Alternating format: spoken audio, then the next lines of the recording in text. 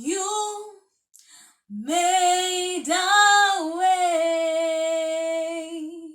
when our backs were against the wall and it looked as if it was over. You made a way,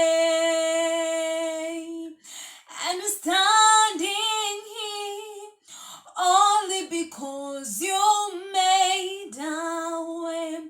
And you move mountains, you cause walls to fall with your power.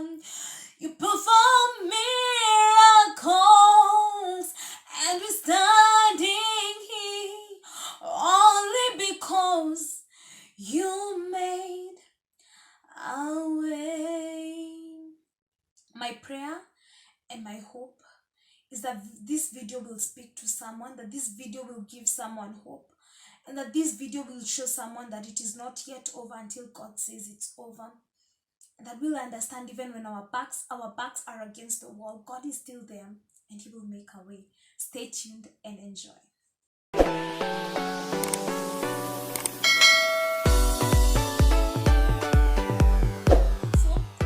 Realize if you're a returning viewer and a subscriber, you may have realized that the light has changed.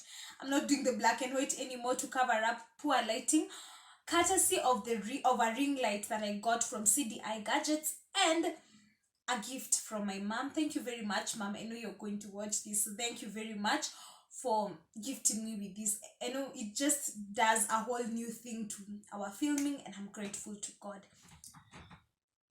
So let's get straight right into the testimony. If you're a returning viewer or subscriber, or you know me quite well, you must know that I finished my law degree in April. I was taking a law degree in Kenyatta University. I'm even forgetting the university, and it's just a few months ago. Kenyatta University in Nairobi, Kenya. And before I even finished school, around January, February, I started thinking about where do I want to be in terms of working between June and December, because ideally after the 4-year law degree, then there's the Kenya School of Law, but I'm only eligible to enter into the Kenya School of Law. The intake is usually in February, so I can only go there in February 2020. So I started thinking and brainstorming, and I was like, this organization can be good, this organization can be good. I wrote down all those organizations, sent emails, did hand delivery. I remember some of my friends were like, and you have made a lot of applications, and I know you'll just get it because you have a good CV. And ladies and gentlemen, this that statement got into my head, and I was like, oh yeah, I have a good CV. So the list of my worries was like, I wouldn't get a place. My worry was, what if I get like 5 places, how will I choose?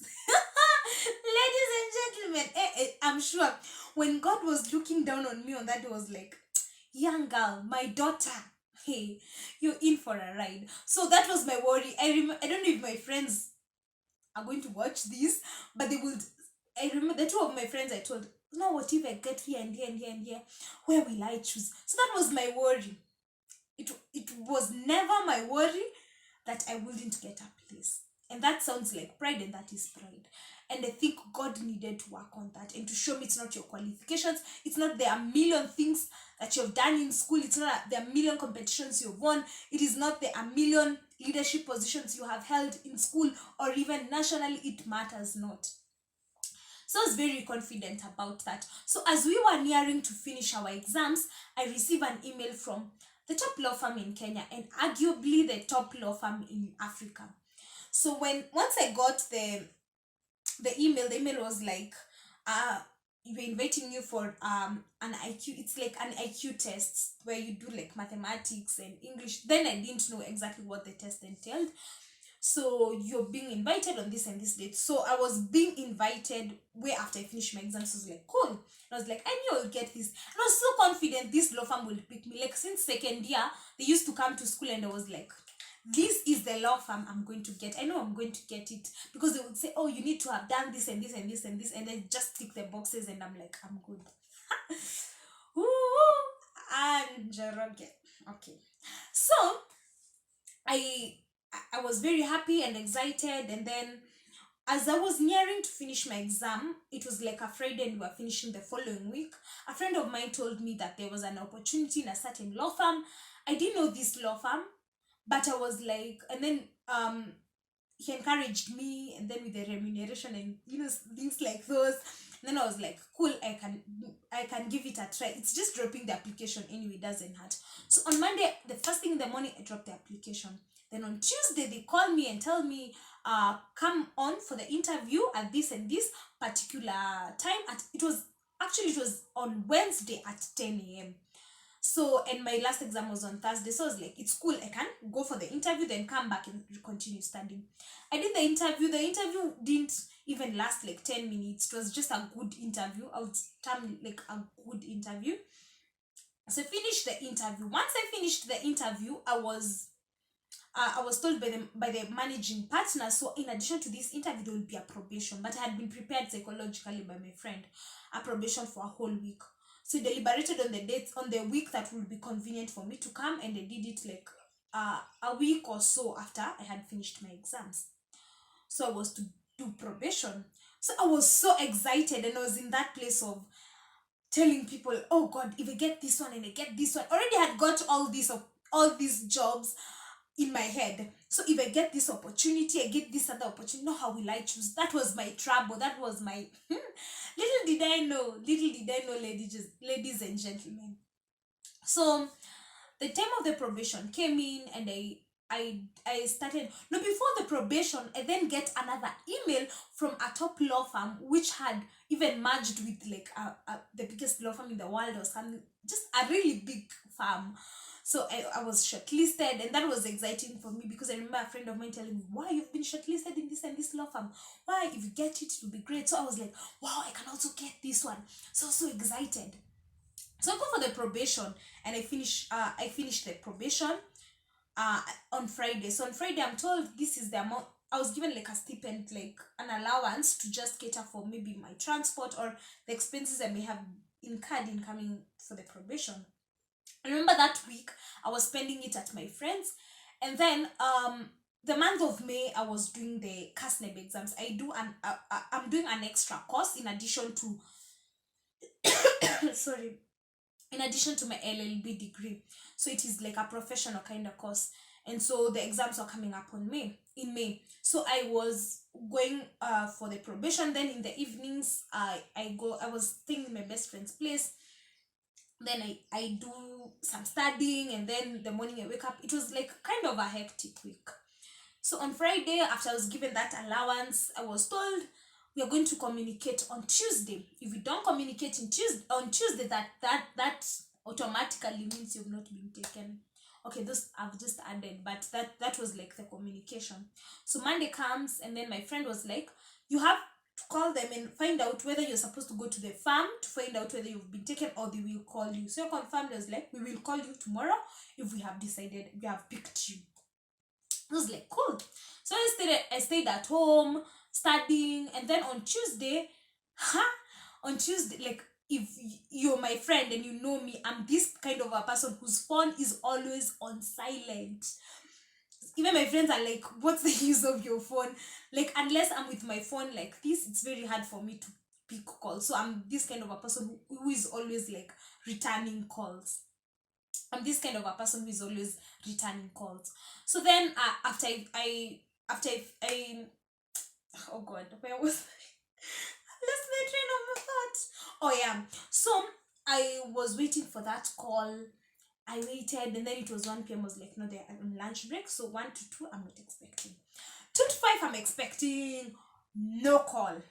Then I was like, cool. So I told one of my friends, they have not called me. They were to call me today, they have not called me, so it's automatically means these guys have not taken me. And I was like, it's fine, it's okay, I won't even cry over spilled milk. Maybe I did something wrong in the probation.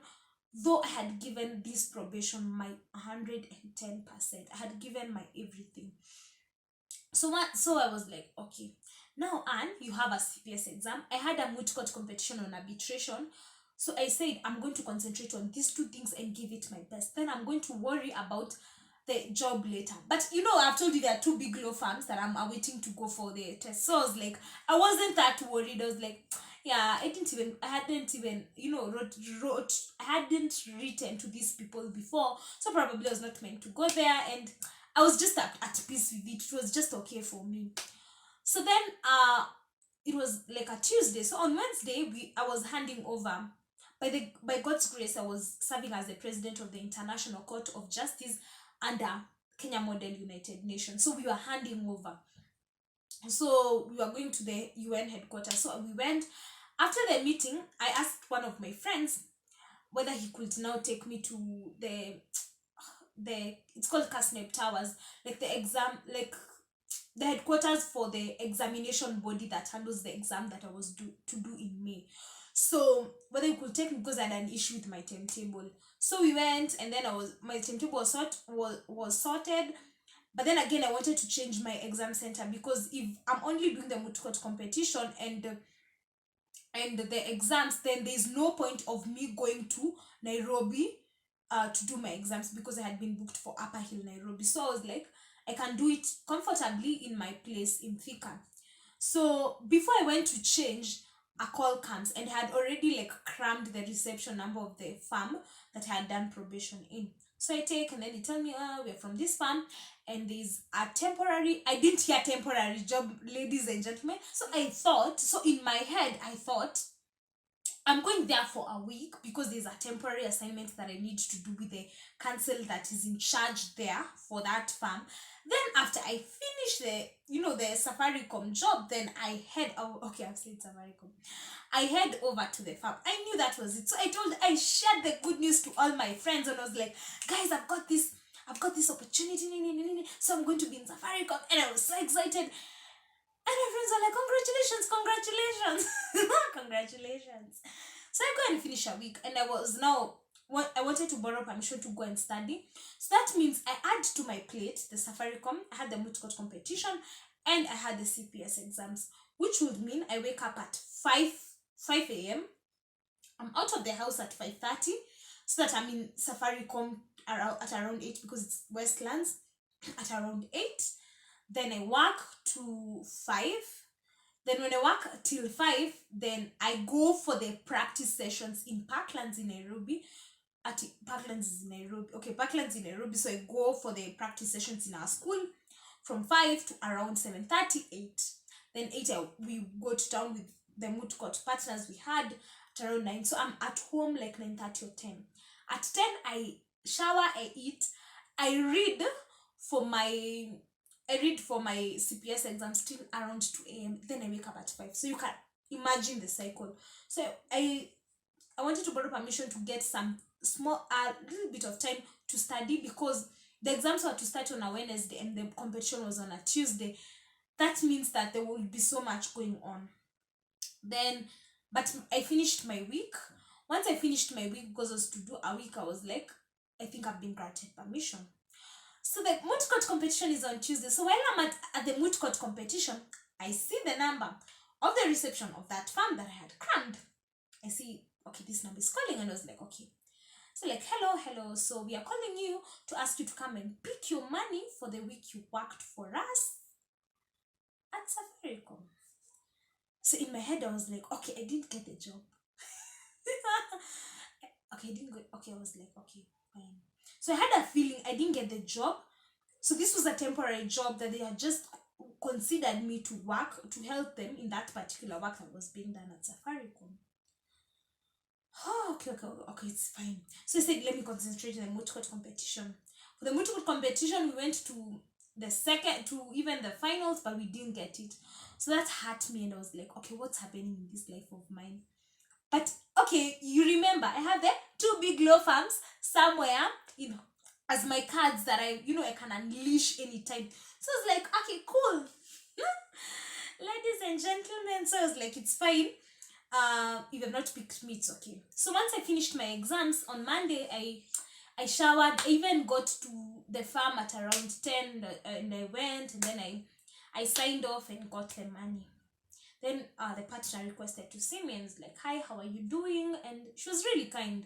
And then she was like, unfortunately, we did not pick you.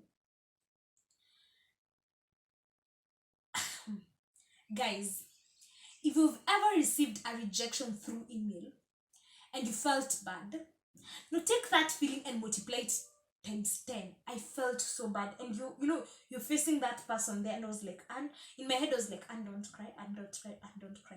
Despite the fact that I had these two cards that I was playing, and also had emailed various places which I was sure they would get back to me somehow, sometime. So I felt bad, but not so bad. So I remember I called my dad when I got to the matatu as I was heading to Thika, and I was like, hey, they have told me they didn't pick me. And my dad was like, but sikuna ile law firm ingine. Okay, there's this other law firm, and there's this other place that are you are still not have gone for the interview. It's just fine. But what was hurting me is that I took up the Safaricom job because I thought I had been absorbed. So the juggling, I felt like maybe I shouldn't have accepted. I had so many things, but looking back, I'm glad I did, because I learned so many things. It opened my eyes, and it grew my ambition in life to a certain degree. So then I finished. Then I went home. I remember that was the first time I took myself on an outing this year. So I went. I ate. I don't know. I think I even spent like 500 bob eating. I ate. Then I came back home. I slept. And I was like, okay, so I am waiting. So I was like, I text my friends and I explained. They're like, but I thought you got the job and everything. And they made it even more worse. So I was like, my tears were just here. I cried a little bit. I didn't cry that much. Besides, ladies and gentlemen, as I have been saying, have two cards. I have two big law firms that have not yet confirmed interviews. So then I wait, and then I then go for the interview, for the written interview. I think I went before. I don't remember exactly when I went for the written interview. Went and did the written interview. I thought that I did quite well. But ladies and gentlemen, within a week, I was sent a rejection email by now the big law firm that I was saying, like, arguably in Africa. Was like, we regret that you did not pass this stage, and I felt bad. I felt so bad. I was like, since second year, I knew I would be in this farm. Like, I knew, like, already I had already entered into the HR personnel's mind, and I knew the HR would say it is me. Nobody else but Anjoroge should be in this farm. So I got the first rejection email, and I felt bad, but I was like, there's this other big law firm that I still have as a card for me. So I waited till that point. I went. So when I went for that particular interview, we were put in like a boardroom, and there was tea, there was cakes. Okay, I didn't eat those cakes. I usually feel bad that I didn't take those cakes. I should have taken them at least to save the situation. By now you know what happened. But as I sat in that boardroom, people were talking about the things they have done and all those things, and it was like, wow, so I'm amongst the best people. For me, it wasn't intimidating, and I think constantly God was looking, this girl has not worked on this pride of hers. So I was like, oh God, I've been shortlisted with this kind of people, then that means I'm equal to the task. And I got into the interview room, and I was asked, like, you see these questions that you wonder, what are they looking for? So I was asked, like, what kind of question was I asked? Let me look for an example. Oh, you went for this competition. You went for this and this competition. So which schools were there? I mentioned. What was your final year dissertation topic about? I mentioned. And the topic that I wrote about was a topic I was so passionate about. So I mentioned and went on and talked about this particular topic. And if you have reached this minute, by the way, before even continue the story, subscribe to this channel.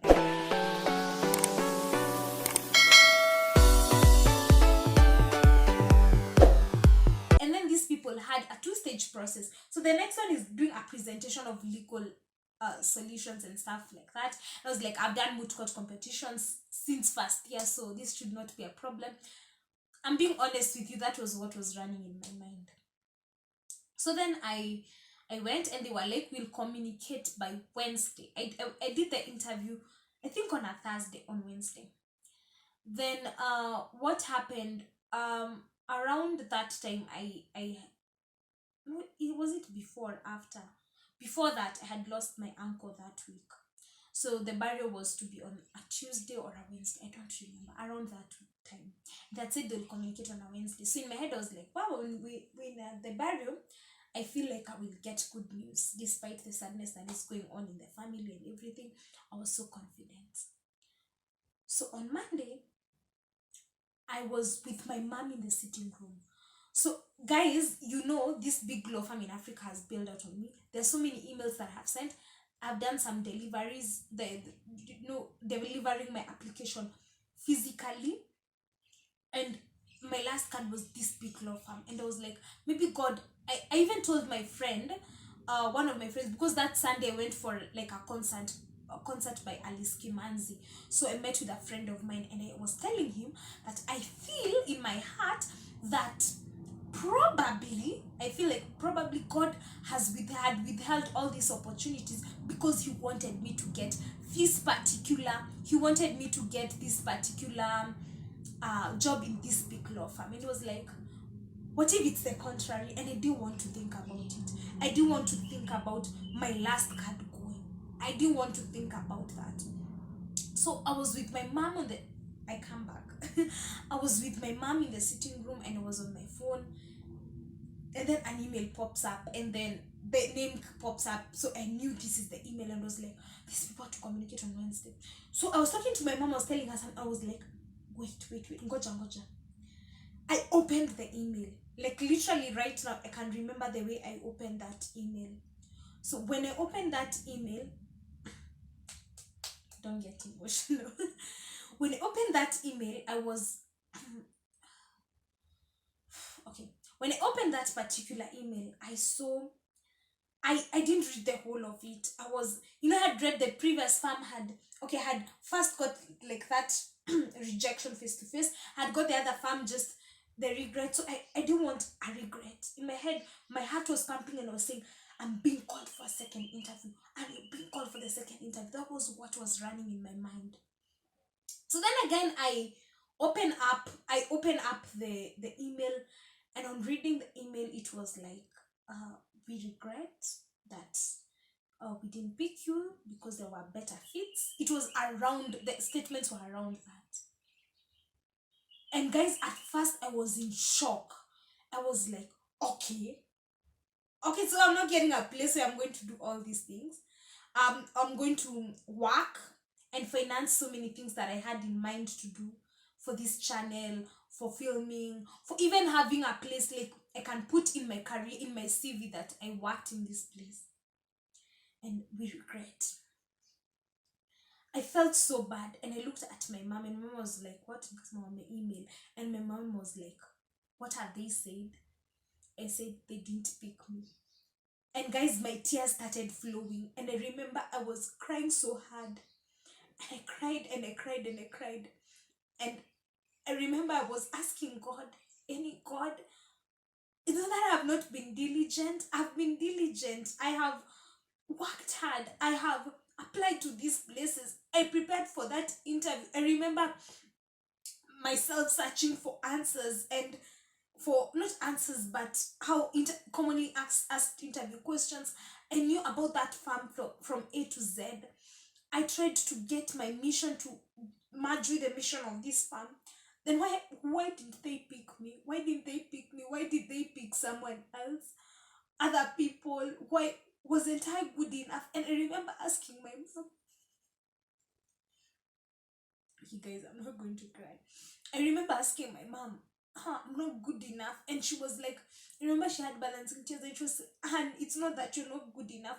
And that is the point I started looking at myself and I'm like, I think I held myself in so high regard and I'm not good enough. And I'm not as great as I thought I was. I'm not that kind of, great employee that anyone would like to hire. So then it disturbed me and I cried. But then again, there was the burial coming up and I had to be strong. So I even told my dad, but I felt bad and that thing crushed me that day. And I went and just slept.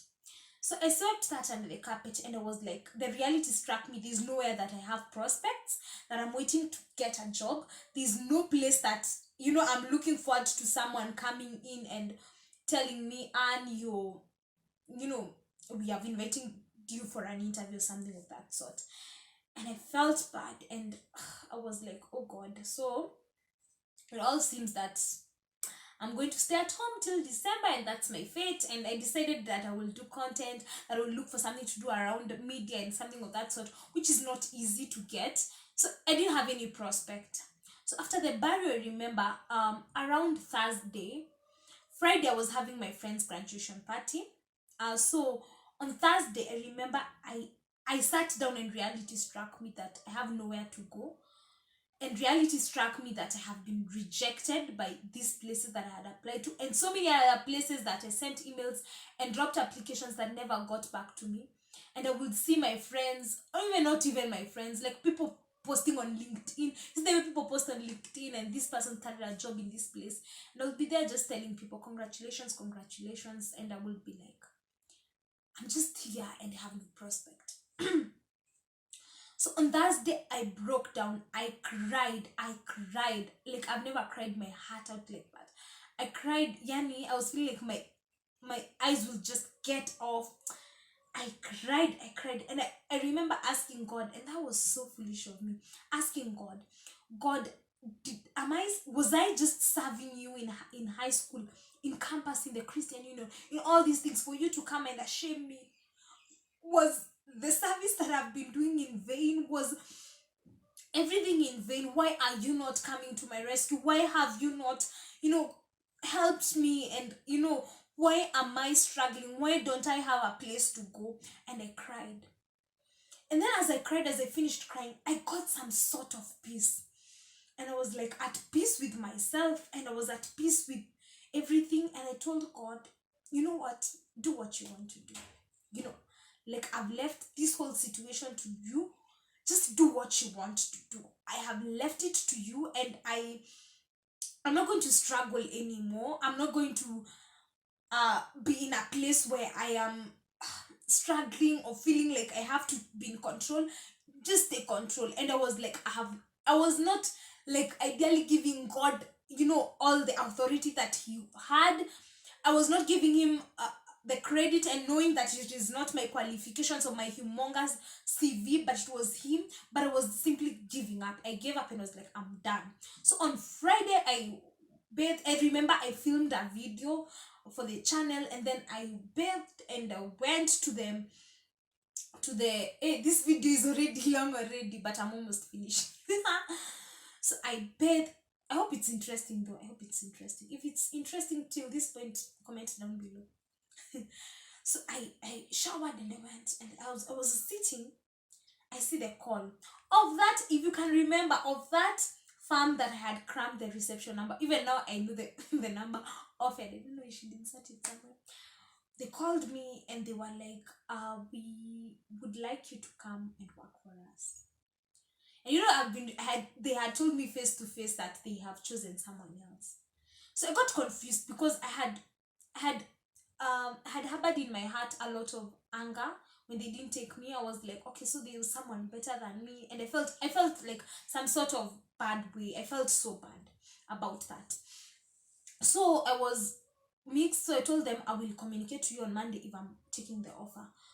But they had said I'm supposed to go for probation again. They imagine going for probation. Sorry. Imagine going for probation again. Yeah, going for probation again, and then being rejected again. So I was facing a risk of another rejection. So I was debating, and I remember my dad telling me, last time they paid you for probation, just go for the probation. So on Tuesday, I report, and I sat down, and then the partner comes and tells me, oh, we'll be paying you this much. And I was like, but I was told I'm coming for probation. It's like, no, there was, I think, a miscommunication. You're employed here. So I was like, what? So I was excited, I was happy.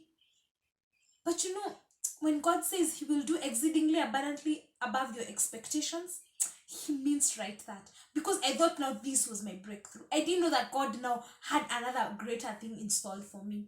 So I started working there and all that. I got the experience, and I got to understand what the law firm does. I got to do lawyerly stuff. There was no like clerical job and everything. For this people doing like a law degree, no like clerical when you're sent around. I was just doing like the research work, going to court, looking for lawyers to hold briefs, and simply something that was really engaging. But I didn't know God had a greater plan for me. So one day I'm sitting at my desk. Okay. So before that, I forgot. Before that, I did like 3 interviews in a certain organization, not a firm now, but a certain organization, and had been waiting, and it had reached a point I had already given up. So I was not even counting that in my list. So I was seated down in the office desk, I remember, and then an email popped up. For a person who was used to rejection, for a person who had seen rejection emails, gotten rejections face to face, interview feed gave me like my heart started beating. And it started with congratulations and Mumbinjoroke, and it went on and on.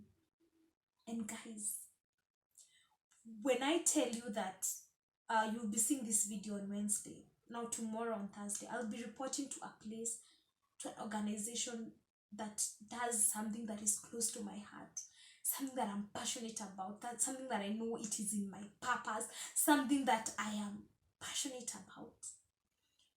And even as I read through the email with the terms of employment, I was like, what, God? I don't think I deserve this. I don't think I... And the breakthrough came, and I'm so excited. Trust you me, right now I feel like I'm in a dream. I feel like all this is a dream, and I'll wake up and I'll find myself just in that place where I'm just getting rejection emails. But at the same time, I'm so happy. I'm so excited that God has just turned things around, and now I get to report to work that is amazing for me, to work that is something that I love, and something that is going, I know I'm in for a good one here. And when I told my mom was like, what? Like, even my friends were like, what? You mean like, I don't have even a graduation certificate yet. I don't, like, looking at everything and everything that I am going to get exposed to everything that I'm going to get in return, I feel like underqualified. But God has qualified me. But God has brought this elevation. And I really hope that this whole long story has encouraged someone. You may be there and you're waiting for a breakthrough. You may be there and you are constantly feeling like God has left you. You're feeling like, I need this breakthrough right now. Like, I really need this breakthrough, and I don't feel like as if God is coming through. My prayer and my hope is that God will give you rest, and that you will understand that God will give you your desires, and that you will learn to trust in Him. And I know it doesn't make sense right now, and it didn't make sense to me. I remember a very close friend of mine telling me that, and your breakthrough is coming. And I was asking him, like, what do you mean my breakthrough is coming? I have been waiting. And he always refers to it, like when I got this the place that I'm reporting to, he just pointed out to that conversation. Was like, I told you, your breakthrough is coming.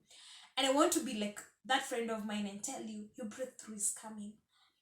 And do not tire, but allow yourself to move into the process. Allow yourself to feel crushed, because right now I can't take pride in all the things that I have accomplished in life to make me feel like I deserve a certain position.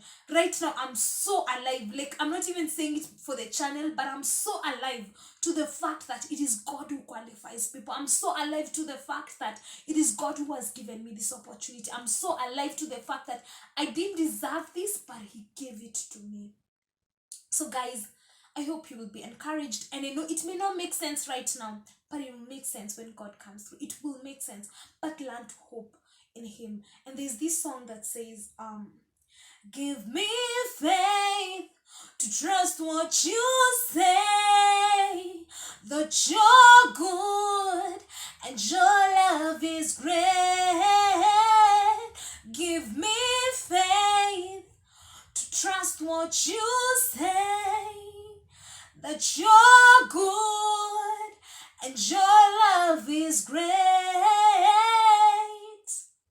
That God will give you faith to trust what he says, that he is good and his love is great and he will do exceedingly abundantly above. I know this video is already long, but I wouldn't like cut things off, and I really hope it is interesting. So but I want to offer this prayer. God, I want to pray for each and every viewer of mine, anyone who's viewing this video at this particular point. And I just want to pray, God, that if they are waiting on you for something, God, that Father God, they will learn to trust in you. That they will learn to depend on you, Jesus. And Father Lord, more than anything, my dear Redeemer, King of Glory, you're going to give them rest. You're going to give them peace, God.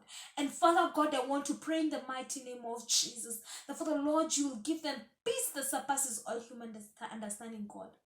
And Father Lord, may your will prevail, because your will is good. Your will is perfect. You're great and you're mighty. In Jesus' name I pray, amen. Guys, you've watched this testimony to this point. You have been touched. But your subscribe button is still red. Kindly do subscribe to this channel. Please subscribe, hit on the post notifications. I want you to comment down below. I would like you to comment down below if this testimony has spoken to you, and if you're in that place or you have something that God has come through for you, just testify on the comment section. Just testify on the comment section so that you may encourage someone may be just be encouraged by your story. Somebody may be encouraged by what you will share. So just comment down below with your testimony, or if you're waiting for something, just say, and I will offer a prayer to you, and I will keep you in my prayers. Just say, I'm trusting in God, or I receive this miracle, or I, just something in the comment section, and I really hope this just spoke to you. That is my biggest desire for this video. Thank you very much for watching. See you on Sunday. We are resuming for Sunday. I'll treat you to a vlog on Sunday. I'm not really sure what exactly I'm going to be vlogging about, but see you on Sunday. God bless you. Have a beautiful rest of the week. God bless you, and as always, remember that God loves you a lot. Until next week, bye bye.